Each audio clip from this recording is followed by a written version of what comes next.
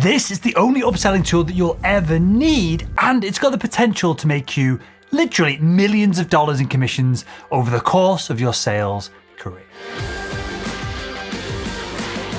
Hi, my name is Will and I make selling simple. Upselling is obviously one of the best ways out there to earn higher commission bonuses with a single client. And think of it this way, you've already done all the hard work in finding and closing that original deal, and so the upsell is going to be the next easiest step. But navigating upsell conversations can be tricky, even with existing customers. And if you aren't careful, a bad upsell attempt can turn a great relationship into one that's now on the rocks. That's where the client quarterly report comes in. This is one of the best upselling tools in your toolbox. And with a little bit of work up front, it can make the upselling process an absolute breeze. So what the heck is a client quarterly report, and why should you really care about creating them? Well, a quarterly report is a documentation of all of the results your solution has already provided and earned for the client. It is a hard, logical proof that your product is valuable to that buyer, and essentially that you lived up to what you promised during your initial sales conversations. On top of all of that though, it's also a report that includes a few key other elements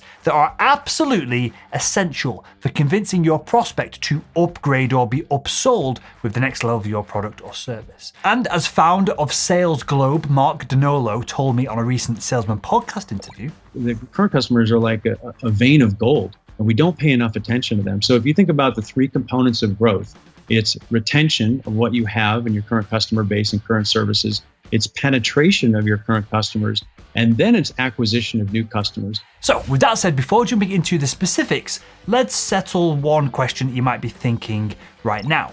Why do I need to use a quarterly report at all to upsell my current customers? Well, whilst upselling a current customer is undoubtedly easier than earning a brand new sale, upselling can still take a little bit of tact to do it right. Because when it comes to the difference between selling a new customer versus a current account, it's all about how you treat what we call the status quo. So, for instance, with your new account, you need to attack the status quo. You need to break it. You need to explain to the buyer that their productivity could be better, their efficiency could be better, their bottom line earnings could be better. You're destroying the current status quo that they are sat working within. But with your current accounts, people are already working with you, you need to attack and then defend the status quo that you've set up with them. You need to defend it because you don't want to give them an option of an upgrade and then they go back into the marketplace and compare your upgrade with all of the upgrades of your competitors. Because during the upsell process, you might actually lose them then as a customer.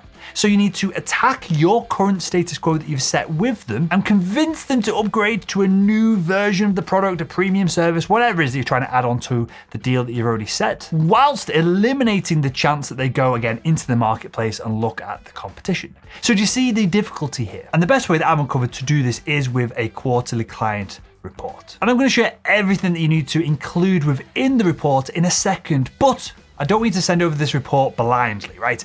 This report is your leverage to get the buyer on a call, to have a meeting with them. So you want to send them an email on the lines of, hi, the person's name, we've been working together for around 6 months now, and I've created a quick report that documents our progress, what's changed in the market, and how we can potentially become more efficient. Would it make sense to jump on a quick call to run through the report this week and sign it off with your name? This is going to book you a really valuable meeting at that 6-month mark where the prospect is very likely to be in an upsellable position, and it also frames up the call as a consultation call rather than an upselling call with a pesky salesperson who's just trying to grab more cash from their pocket. And it allows your buyer to jump on the call without their guard up. That guard that they have up, that you have, that I have, every time we engage with a salesperson. Okay, great. So we've covered why you want to build this report, the benefits of it, the status quo, how to get the report over to the buyer, but what the heck goes into the report itself? Well, it's dead simple. There are 6 specific things that need to go in the report to get the results that I've promised you at the top end of this video. The first thing we need to talk about is, well,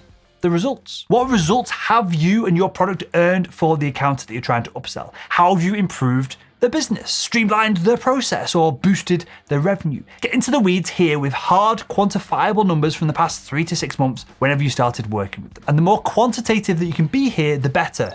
X revenue, Y hours saved, Z clients gained. Whatever the numbers have worked out at, the more effective your message is going to become when you include them in such a literal manner. So after hitting the numbers in the first part of your client quarterly report, it's time to move on to the review section. And this should be a very quick reminder that confirms that the buyer did their due diligence through the selection process the first time that they chose to work with you. We want to say things along the lines of, well, we were chosen amongst X other vendors over a Y month criteria and selection and buying process. And this addition to your client quarterly report is especially valuable if the decision makers that chose to work with you originally have now moved on to a different role, or there are now more people involved. Because what we're trying to do here is reinforce the pain that the buyer went through to start working with you in the first place, and that secures the status quo within the account that, yes, there might be an upselling opportunity here. There might be an opportunity to work with this vendor in a more specific or dedicated way, but it's probably not worth going back out into the marketplace and looking at competition because the original decision was not made lightly and, well, we can't be asked doing all that research and start from scratch. So do you see here how we're now starting to defend the status quo whilst we're attacking it? And this is the beauty of upselling with this client report. Next up in the report, we want to dive into some insights. And this is where the real value of the report starts to kick in for the buyer themselves. So we want to document what industry issues are coming down the pipeline for the client, what should they be anticipating for next month, next quarter, and next year, and how can you help them weather any changes that are coming their direction. It's time to put on your researcher hat here, and the more personalized and the more astute, and quite frankly, the more helpful your insights here in this part of the report, the more the buyer is going to trust your opinion that they should be upsold to the next package, service, whatever you're trying to upsell them on. So be sure to do plenty of digging and actually try and give a shit about the buyer and actually try and help them in this part of the report with some unique insights that they've not seen anywhere else. That little bit of effort is going to pay massive dividends when you attempt to upsell the buyer into shrinking deal cycle lengths because they just trust your opinion. That's the first 3 steps of the report. Next, we're going to dial in your competition. So be straight and be honest with your buyer here. Document your competitors' improvements. How have they improved? How has their offering changed? What's shifted in the marketplace that's allowed them to make these changes? Now, it's very likely that your product is very similar to your competitors' products. That's just the way that the global marketplace is right now. But again, we're going to be defending our own status quo here because if you document that a competitor has now increased their feature set or they now do something similar to you, what you're doing is subtly influencing the buyer that, well, why would they change from you if everyone else is very similar? And I know this seems a little bit weird because in the initial part of the sales process, in that first sale, when they go from not knowing who you are, you cold outreach them, you get the deal done, the entirety of that process is basically separating you from the competition and differentiating the two.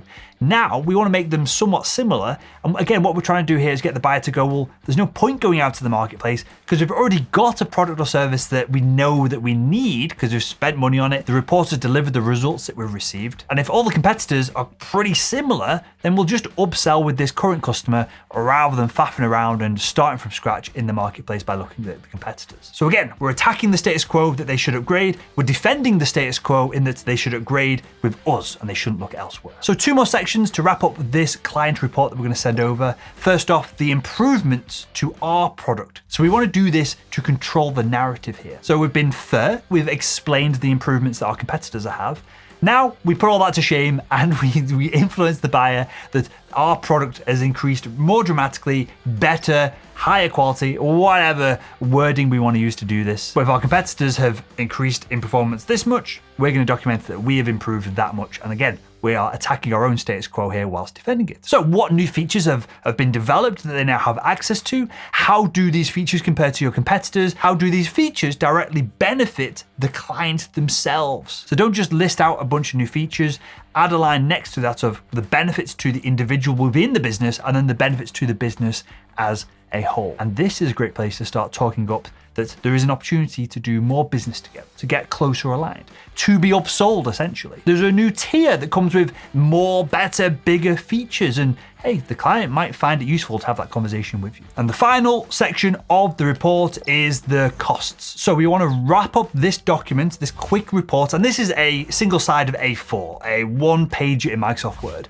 This is not a 25-page report. So just to give you some context there, but we want to wrap it up by looking at the costs. We want to give a brief summary of the costs of changing considering everything else we've discussed so far. So if they were to go down the route of working with you in a bigger, bolder, brighter, new feature set, upsold position, how much would that cost? Both in terms of capital and then other resources like the time to implement. And where possible, as I talk about in all of the training that we do over at salesman.com, we want to not just give a cost, but also give an ROI on that value. They spend X, they're gonna get Y. You spend $5,000 with salesman.com on training, you're gonna earn 50 to 100,000 over the next 12 months as we help you find and close more deals in the next 30 days or your money back.